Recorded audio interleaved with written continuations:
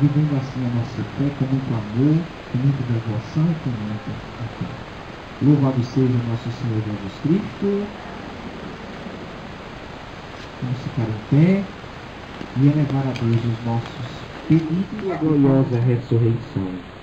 Dias em que celebramos com fervor a vitória sobre o antigo inimigo e entramos no mistério da nossa redenção.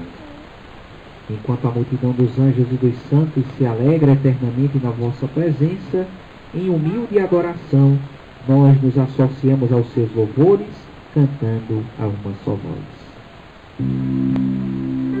Santo, Santo, Santo, Senhor Deus do universo, o céu e a terra proclamam a vossa glória.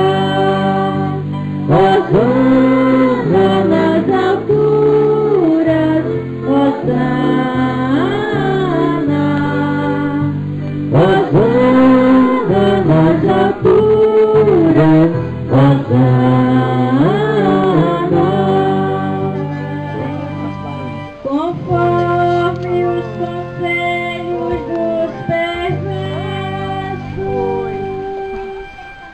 agora o tempo se cumpriu, o reino já chegou. Irmãos, convertam-se e creiam firmes no Evangelho,